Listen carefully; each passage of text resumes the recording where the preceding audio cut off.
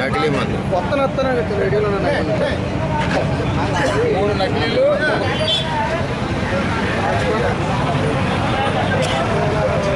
ఇళ్లలోనే ఏకంగా మద్యం డబ్బులు పట్టుకోవడం తీవ్ర క్వాలిఫై చేయాలి.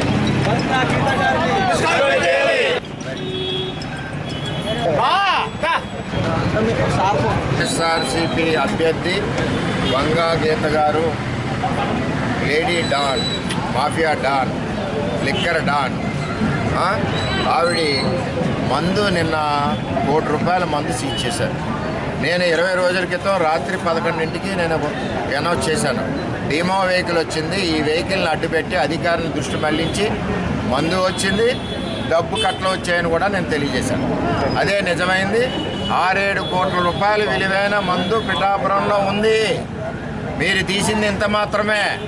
ఎక్సైజ్ అధికారులను కోరుతా ఉన్నా, ఈ మందు వలన మాకు భయం ఏంటంటే ఓటర్స్ కిడ్నీలు లివర్లు పోతే ఇది గోవా మందు, ఇది ఇందులో ఏం కలిపారో తెలీదు.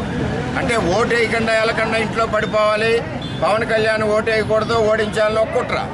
రెండోది ఇంటికి లచ్చ తీసుకోండి, పవన్ కళ్యాణ్ ఓటు వేస్తామని చెప్తున్నారు. ఇంటికి లచ్చ అంటే ఈ డబ్బు ఎక్కడి నుంచి ఉంది? గొల్లప్రోలు ఇల్లు అద్దెకు తీసుకున్నారు కడపోళ్ళు, అలాగే ఇక్కడ వైఎస్ఆర్ గార్డెన్లో 6 ఇళ్ళు అద్దెకు తీసుకున్నారు కడపోళ్ళు. ఇవన్నీ కూడా పోలీసులు అప్రమత్తంగా చూడవలసిన బాధ్యత ఉంది. ఎర్రచందనం స్మగ్లర్స్ వచ్చారని పవన్ కళ్యాణ్ చెప్పారు, కరెక్ట్. అది వాళ్ళు వస్తున్నారు, గంజాయి అమ్మే వాళ్ళు వస్తున్నారు, డ్రగ్స్ అమ్మే వాళ్ళు వస్తున్నారు. వీళ్ళందరూ ఏంటంటే చంద్రబాబు పవన్ కళ్యాణ్ ఉమ్మడి ప్రభుత్వం వస్తే మనల్ని బతకనీరు, ప్రజలకు హాని కలిగి వ్యాపారాలు చేయనీరు అన్న దురుద్దేశంతో ఎవరికి వాడు ఓడించాలని ఒక ఆలోచనతో వస్తున్నారు. నేను ఈరోజు తెలియజేస్తా ఉన్నా, ఈ గోవా మందు ఇంకా ఉంది. అదేవిధంగా వైఎస్ఆర్సీపీ నాయకుల పేర్లు వెల్లడించాలి, వెనుకున్న వంగా గీత గారిని అరెస్ట్ చేయాలి.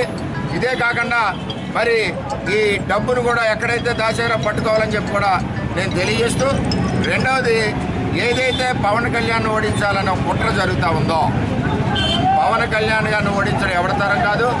ఆయనకి అండగా తెలుగుదేశం పార్టీ ఉంది, తెలుగుదేశం శ్రేణులు ఉన్నారు. ఆయన ఎంట్రీ కూడా ఎవడు పీకలేడని కూడా నేను తెలియజేస్తాను.